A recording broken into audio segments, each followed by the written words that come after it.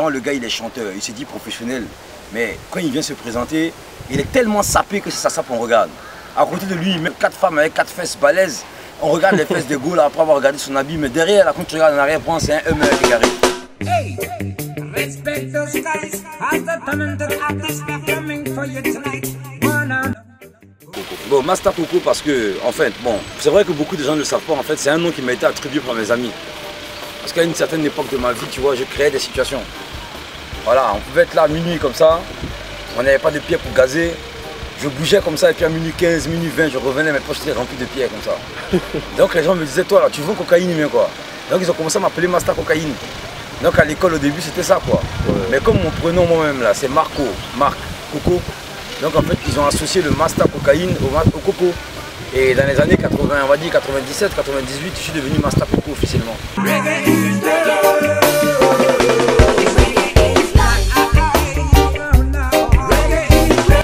Bon, le reggae pourquoi? Bon, déjà on le sait, le reggae et le rap sont quelque chose d'assez proche. Parce qu'aujourd'hui, tous les rappeurs américains en fait sont d'origine pratiquement jamaïcaine. Voilà, pratiquement tous. Et en fait, le rap émane du reggae, en passant par la raga. C'est une façon de parler en fait sur un beat. Et quand on arrive aux États-Unis, on n'a pas de rythme. Donc on fait ça sur du rap. Et ça donne le rap d'aujourd'hui. C'est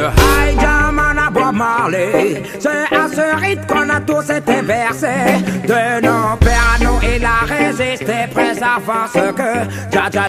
80, quand je suis allé aux États-Unis. Voilà, j'ai découvert le rap là-bas, ça venait de sortir.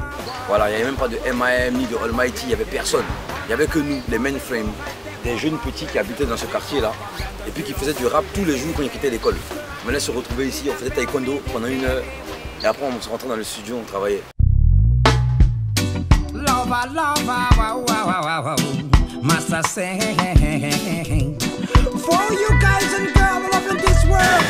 Donc un jour, après une expérience personnelle assez douloureuse, on va parler de divorce, tu vois. Je me suis mis à chanter. Bon, c'était une sorte de thérapie pour moi. Hein. Et il s'avère que beaucoup de gens en fait ont apprécié ce que je faisais. Et ils m'ont dit, mais pourquoi ne pas essayer? Juste 1 ou 2 trucs. Donc ma dernière compilation de hip-hop en fait que j'ai faite, avec Afura, avec GLNC et mon groupe Très Chamba et tout, hein, les Danny Jokno et tout, là, les Afro Jazz et tout ça, là, on a fait ma dernière compilation en fait était vraiment étoffée. Et là j'ai placé un morceau en reggae dedans. Et ça a beaucoup plu. Donc j'ai commencé à écrire en reggae. Et en 2009, j'ai monté un band. Et on a commencé à tourner en 2010 dans toute la France. Ça s'est bien passé, les gens kiffaient.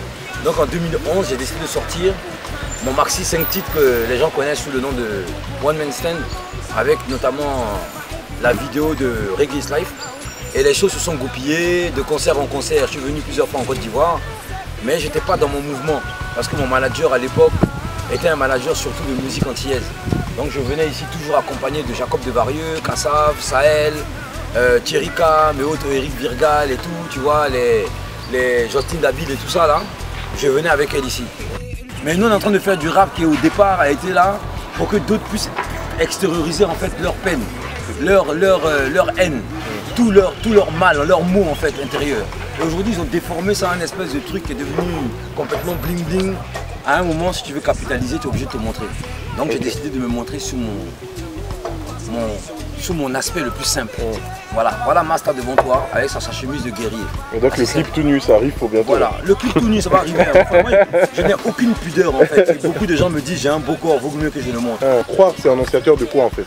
Croire est annonciateur en fait de Streams and Fight, l'album qui sort le 7 décembre, Inch'Allah. Et on aura peut-être une semaine ou 2 de retard. On retient 7 décembre. Voilà. C'était Master Coco pour 34-31.